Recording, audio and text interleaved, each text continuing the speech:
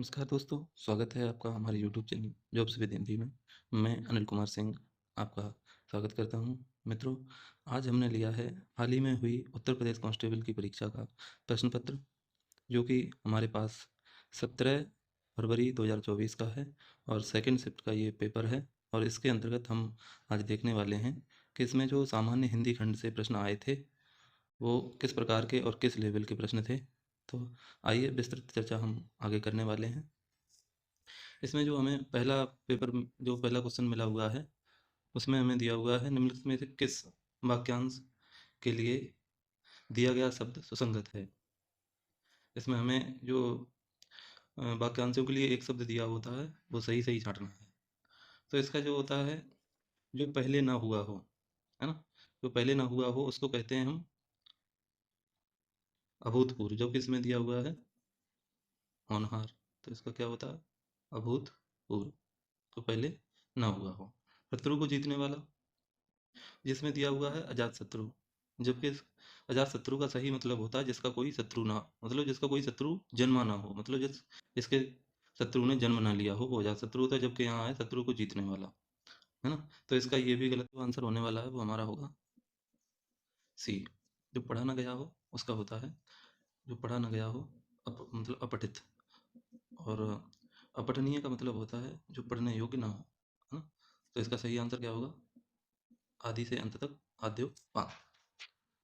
स्रोत शब्द भिन्नार्थक शब्द युग्म निर्विवाद, निर्बाध और निर्विवाद का उचित अर्थ क्या होगा।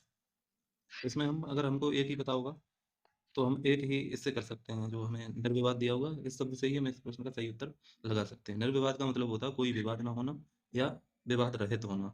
तो दूसरी तरफ हम देख लेंगे, जहाँ भी हमें विवाद रहित मिल जाएगा हम उसी को अपना आंसर टिक कर देंगे। तो यहाँ भ्रम दिया हुआ, ये भी आंसर नहीं होगा हमारा। विवाद रहित यहाँ पहले ही दिया हुआ जबकि बाद में होना चाहिए, तो ये भी आंसर नहीं होगा। निंदा विवाद रहित ये हो जाएगा हमारा, यहाँ भाईचारा है तो भाईचारा तो हो ही नहीं सकता है, तो हमारा आंसर क्या हो जाएगा सी।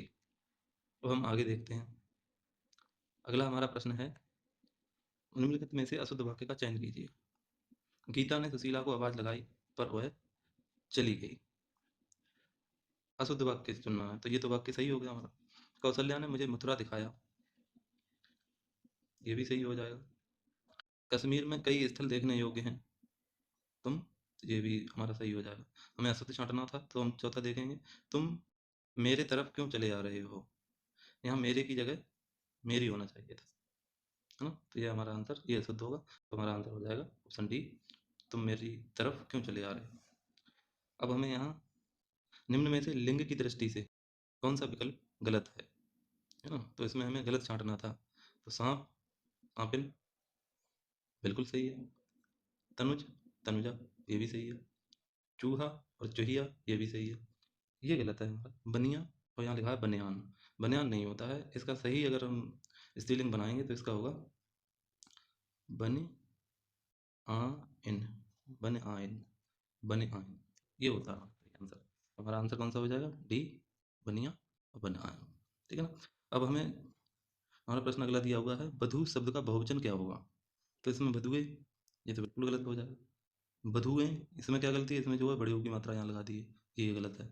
और तीसरा हमारा ऑप्शन बिल्कुल सही हो जाएगा, और ये हमारा बिल्कुल गलत है क्योंकि यहाँ भी बड़ी मात्रा लगी हुई है, ठीक है। तो इसका आंसर क्या हो जाएगा सी, बधुएं। माँ ने बच्चे को मिठाइयाँ दी, रेखांकित शब्द में कौन सा कारक है ना। माँ ने बच्चे को, अब आपको पता होगा कुछ शब्द युग्म आते हैं को के लिए, वो किसके होते हैं, संप्रदान के। तो इसमें हमारा सही आंसर हो जाएगा संप्रदान कारक। संप्रदान का मतलब होता है को के लिए, को और के लिए। अगर ये शब्द युग्म आपको कहीं देखने को मिलते हैं तो वहाँ पर हमेशा कारक होगा संप्रदान कारक, ठीक है ना। हम देखते हैं, अब हमें अगले प्रश्न में तद्भव और तत्सम पूछा है। इनमें पूछा है निम्न में से कौन सा शब्द तद्भव है। तद्भव का मतलब होता है अशुद्ध, तो इसमें छाटना ओष्ठ में तत्सम, इसका तद्भव क्या होता है ओठ, है ना। और मृतिका, इसका तद्भव क्या होता है मिट्टी, है ना। और उल्लू, उल्लू का जो तत्सम होता है वो होता है आपका उलूक। यहाँ जो बानर शब्द दिया हुआ है ये हमारा गलत आंसर है, ये हमारा तत्सम दिया हुआ है, और इसका वो होता है बंदर तद्भव। तो हमारा तद्भव शब्द हमें मिला उल्लू। उल्लू का तत्सम क्या होता है? उलूक, है ना? अब हम अगला देखते हैं, इसमें निम्नलिखित में से कौन सा शब्द तत्सम है? इसमें तत्सम पूछा है। सांवला, सांवला तद्भव शब्द है, इसका वो क्या होता है? श्यामल, श्यामल। और सींग, इसका होता है श्रृंग, तत्सम क्या होता है? श्रृंग, है ना? और सीख, तो ये भी नहीं होगा, हमारा आंसर होगा शुष्क, ये तत्सम शब्द है। और इसका मतलब तद्भव क्या होता है? सूखा, हाँ। ठीक। अब हम देखते हैं अगला प्रश्न। अगला प्रश्न क्या, निम्नलिखित में से चांदनी शब्द के पर्यायवाची किस विकल्प में है ना? तो हमारा आंसर होगा कौमुदी और ज्योत्सना, ये चांदनी के पर्यायवाची होते हैं। अब इसमें ललना क्यों नहीं होगा? जो ज्योत्सना तो सही है, चांदनी का ही, ललना क्यों नहीं होगा? ललना होता है स्त्री का, है ना? इसलिए हमारा ये गलत है। चंद्र का, चंद्रहास, ये क्यों नहीं होगा? ये इस वजह से नहीं होगा क्योंकि चंद्रहास जो है वो तलवार का होता है। और कौमुदी, ये तो है चांदनी का, लेकिन मंदाकिनी नहीं है। मंदाकिनी कौन होता है? मंदाकिनी का आकाशगंगा होती है ना?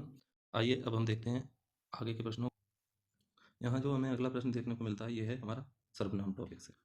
इसमें हमें पूछा है कि निम्नलिखित में से कौन सा निश्चयवाचक सर्वनाम है? निश्चयवाचक सर्वनाम ये दो होते हैं, यह है और वह है, दो होते हैं। तो हमारा पहला ही ऑप्शन इसका सही हो जाएगा, यह है। और इसमें जो कौन दिया हुआ है वो क्या है? प्रश्नवाचक। क्या? प्रश्नवाचक।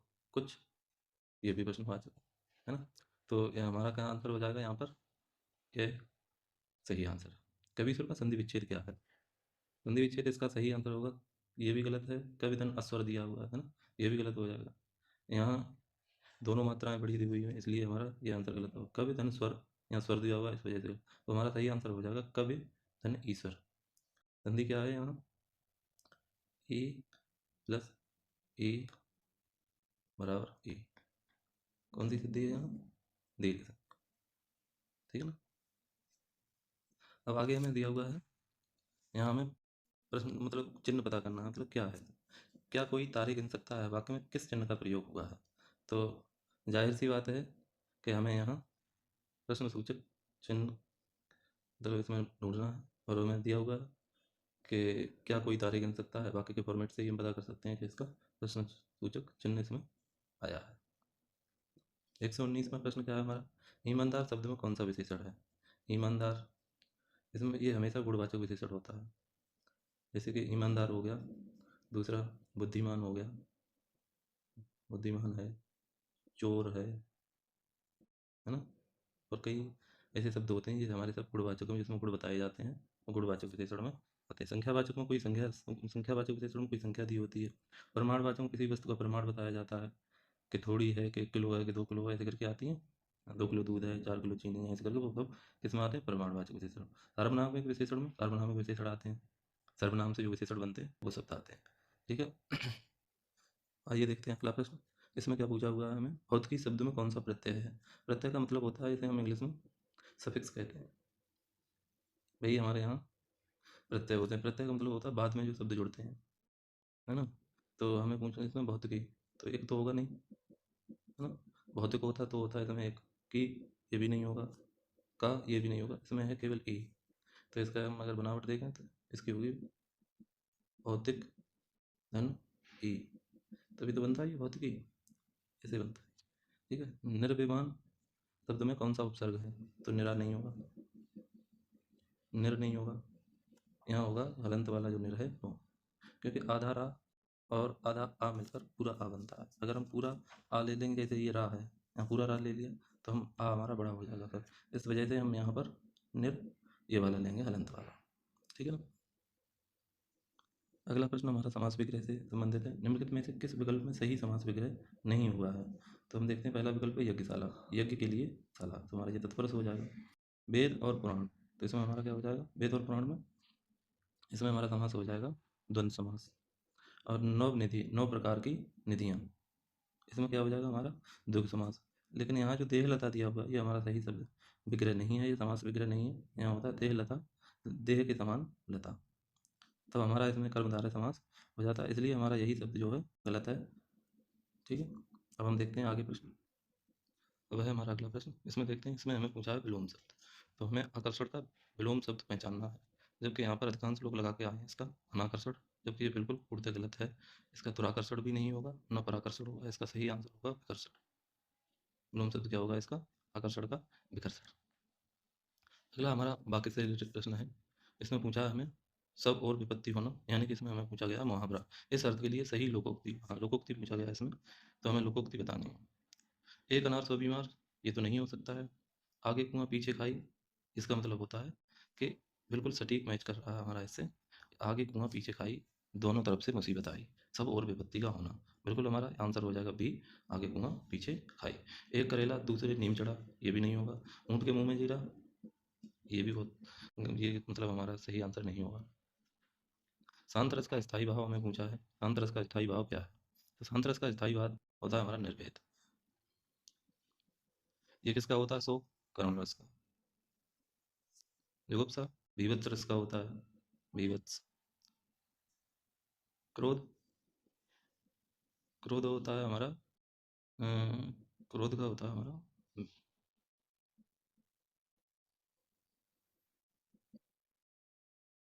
इसका होता है मतलब भयानक रस। भयानक रस जो होता है हमारा उसका होता है क्रोध। आगे देखते हैं। शिल्पगत आधार पर दोहे से उल्टा छंद है, तो ये बहुत ही सरल सा प्रश्न था, इसमें हमारा आंसर हो जाएगा सोरठा। दोहे का उल्टा होता है, दोहे में क्या होता है कि दोहे में हमारे मतलब चार चरण होते हैं, एक दो तीन और चार। तो उसमें क्या होता है कि पहले और तीसरे चरण में 13-13 मात्राएं होती हैं, 13-13 हैं, और दूसरे में 11-11। जबकि इसमें क्या हो जाता है, बिल्कुल अपोजिट हो जाता है इसमें। सोरठा में मतलब जो होगा कि उसके इसमें पहले और तीसरे में, तो उसके दूसरे और चौथे में 13-13 होंगी, और पहले और दूसरे में 11-11। तो इस पे शिल्पगत आधार पर दोहे का उल्टा छंद क्या होता है? सोरठा। आगे हमें पूछा है रहमन पानी राखिए बिन पानी सब सून, पानी गए न उबरे मोती मानुस चून। इन पंक्तियों में कौन सा अलंकार है? तो इसमें हमें अलंकार पूछा है, यहाँ श्लेष अलंकार होता है। श्लेष अलंकार का मतलब होता है कि कोई शब्द बार बार आए और उससे कई अर्थ चिपके हुए हों। श्लेष का मतलब होता है चिपका होना। तो यहाँ पानी देखिए शब्द आया, यहाँ हमें पानी के कई अर्थ बताए गए। पानी गए न उबरे मोती मानस चून, यहाँ हमारा अलंकार क्या हो जाएगा? इसका सही आंसर हो जाएगा श्लेष अलंकार। निम्नलिखित में से कौन सा शब्द अनेकार्थी शब्द भेद से संबंध नहीं है? भेद का पूछा है, भेद मान क्या होता है? भिन्नता, इसका सही होगा। प्रकार हम कह देते हैं कितने प्रकार हैं इसके, या कितने भेद हैं, जैसे कह देते हैं ना। तो रहस्य, रहस्य में भी कह देते हैं इस कहानी में क्या भेद है।